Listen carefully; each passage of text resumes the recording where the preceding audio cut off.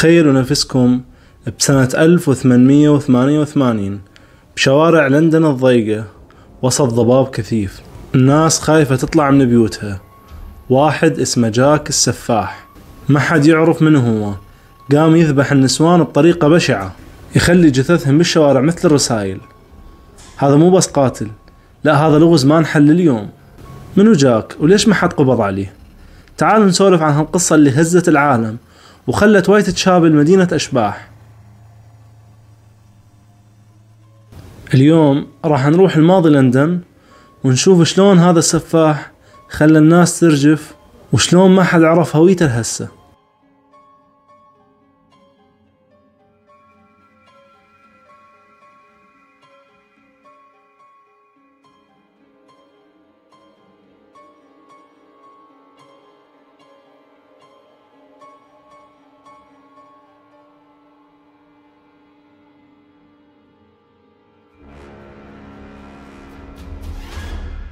قبل ما ندخل بسالفة الجرائم خلينا نسولف عن وايت تشابل، المكان اللي صار مسرح لجرائم جاك.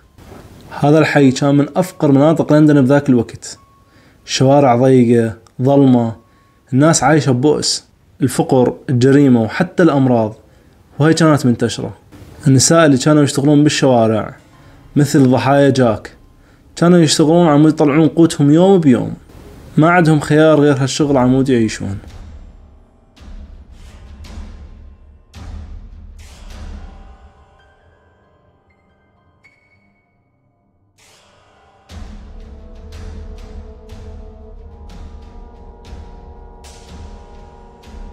لندن بذاك الوقت كانت مدينة التناقضات، من جهة الإمبراطورية البريطانية بأوجها، ومن جهة ثانية أحياء مثل وايت تشابل كانت مثل النسيان.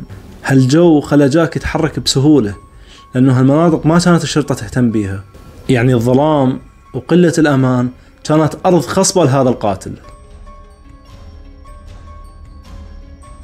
الرعب بدأ يوم 31 أغسطس 1888 لما لقوا جثة وحدة اسمها ماري آن نيكولز عمرها 43 سنة بشارع باكسرو.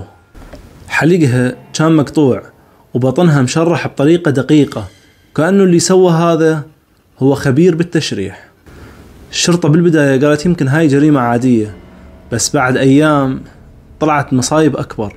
ب8 سبتمبر لقوا آني تشامبمان 47 سنة مقتولة بنفس الطريقة، حلقها مقطوع وجثتها مشرحة.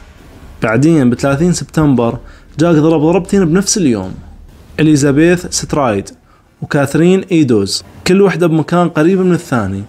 وآخر وحدة ماري جين كيلي 9 نوفمبر، وهذه كانت الأبشع، لقوها بغرفتها محبوسة وجثتها كانت ما تنوصف. هالخمس جرائم اللي يسمونهن الضحايا الخمسة الرسمية كانوا بنفس المنطقة وبنفس الطريقة. جاك كان يتحرك مثل الشبح، يضرب ويختفي. الناس صارت تخاف تطلع بالليل، والجرايد صارت تكتب عنه كل يوم، والرعب ساد المدينة.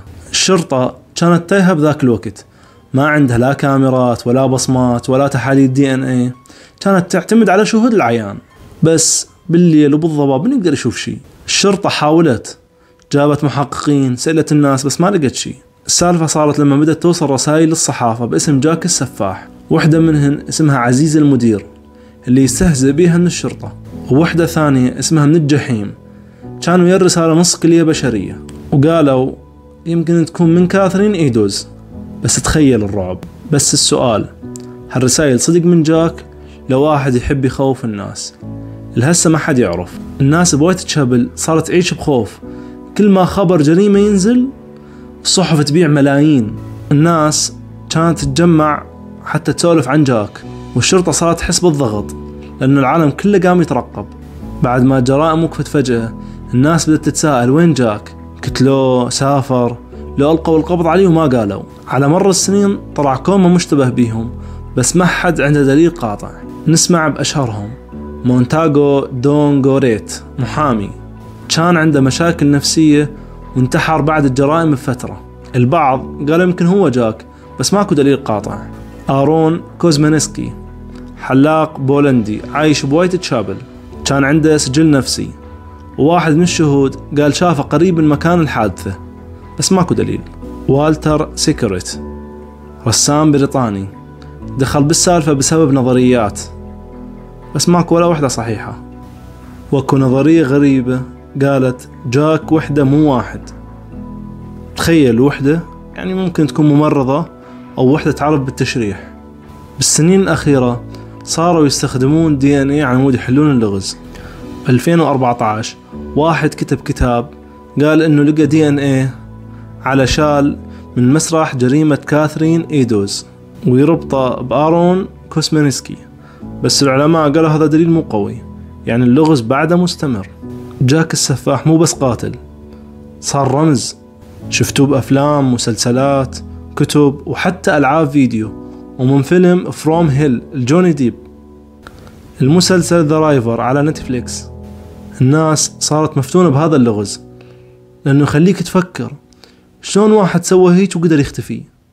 وايت تشابل اليوم صارت مكان سياحي، الناس تروح تسوي جولات جاك السفاح وتزور الشوارع اللي صارت بيها الجرائم. بس بعد هالقصة خلت الناس تنتبه لأشياء ثانية، الفقر، ظلم النساء، وسوء الأوضاع بذاك الوقت.